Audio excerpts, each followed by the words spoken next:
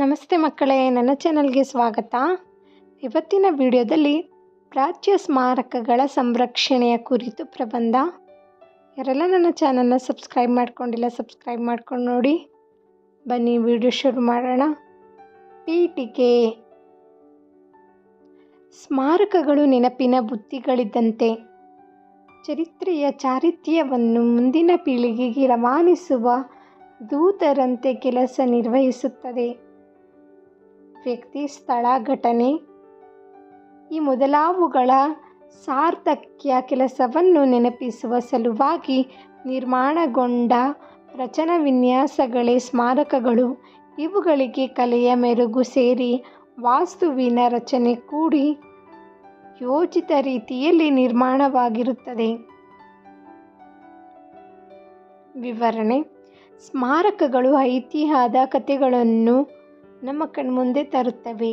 ಸ್ಮಾರಕಗಳಿಗೆ ಇಂತಿಷ್ಟೇ ಕಾಲದಲ್ಲಿ ನಿರ್ಮಾಣವಾಗಿರಬೇಕೆಂಬ ಮಿತಿಯಿಲ್ಲ. ಕೆಲವು ಸಹಸ್ರಾರು ವರ್ಷಗಳ ಹಿಂದಿನವಾದರೆ ಕೆಲವು ಇತ್ತೀಚಿನದು ಆಗಿರಬಹುದು. ಅವು ತನ್ನದೇ ಆದ ಪ್ರಭಾವಿ ಗುಣ ಮತ್ತು ವಿಸ್ಮಯತೆಯನ್ನು ಹೊಂದಿರುವುದು ಮುಖ್ಯವಾಗಿರುತ್ತದೆ. ಸ್ಮಾರಕಗಳು ನಾಗರಿಕತೆಗಳ ಕುರುಹನ್ನು ಬಿಂಬಿಸುವುದಲ್ಲದೆ ಆಯಾಯ ಕಾಲಮಾನಗಳ ಧಾರ್ಮಿಕ, ಐತಿಹಾಸಿಕ, ಸಾಮಾಜಿಕ ಮತ್ತು ರಾಜಕೀಯ ಮಾಹಿತಿಗಳನ್ನು ತಿಳಿಸುವ ಉದ್ದೇಶದಿಂದಲೂ ನಿರ್ಮಿತವಾಗಿರುತ್ತದೆ. ಸ್ಮಾರಕಗಳು ವಾಸ್ತುಶಿಲ್ಪದ ತಳಪನ್ನು ಸಹ ಹೊಂದಿರುತ್ತವೆ. ಅರಮನೆಗಳು, ಶಿಲ್ಪಕಲಾ ವೈಭವದ ದೇವಾಲಯಗಳು, ವಿಜಯಸ್ತಂಭಗಳು, ಸತ್ತವರ ಸಮಾಧಿಗಳು, ಯುದ್ಧ ರಂಗಮಂದಿರಗಳು, ಪ್ರಾರ್ಥನಾ ಮಂದಿರ ಮತ್ತು ವಿಜಯ ಮಂಟಪಗಳು ಮೊದಲಾದವು ಪ್ರಾಚ್ಯ ಸ್ಮಾರಕಗಳು.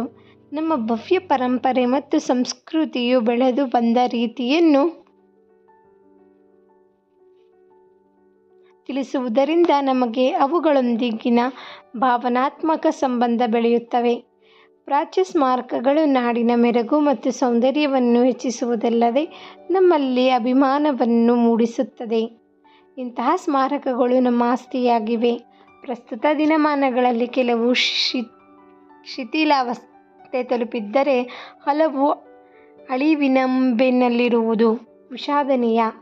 ಕಿಡಿಗೇಡಿಗಳಿಂದ ವಿರೂಪಗೊಳಗಾಗುತ್ತಿರುವ ಮತ್ತು ಅತಿಕ್ರಮಣವಾಗುತ್ತಿರುವ ಈ ಸ್ಮಾರಕಗಳು ಸಂರಕ್ಷಣೆಯಾಗಬೇಕು. ಇದಿಷ್ಟು ವಿವರಣೆ. ಕೊನೆಯದಾಗಿ ಉಪಸಂಹಾರ. ಸ್ಮಾರಕಗಳು ನಮ್ಮ ಸಾಂಸ್ಕೃತಿಕ ಪರಂಪರೆಯನ್ನು ಬಿಂಬಿಸುವ ಪ್ರತಿಬಿಂಬಗಳಾಗಿರುವುದರಿಂದ ಅವುಗಳ ಪ್ರತಿಫಲನ ಮುಂದಿನ ಪೀಳಿಗೆಗೆ ಪ್ರಕಾಶಿಸಬೇಕಾದರೆ ಅವುಗಳನ್ನು ಸಂರಕ್ಷಿಸಬೇಕು. ಆಧುನಿಕತೆಯ ಭರಾಟೆಗೆ ಸಿಕ್ಕಿ ನಶಿ ಹೋಗದಂತೆ ಕಾಳಜಿ ವಹಿಸಿ ಸಂರಕ್ಷಿಸಬೇಕಿದೆ. ಅವುಗಳ ಬಗ್ಗೆ ಜಾಗೃತಿ ಮೂಡಿಸುವುದರ ಮೂಲಕ ಉಳಿಸಿಕೊಳ್ಳೋಣ. ಧನ್ಯವಾದಗಳು ಮಕ್ಕಳೇ. ನಿಮಗೆ ನನ್ನ ವಿಡಿಯೋ ಇಷ್ಟ ಆಯಿತು ಅನ್ಕೋತೀನಿ.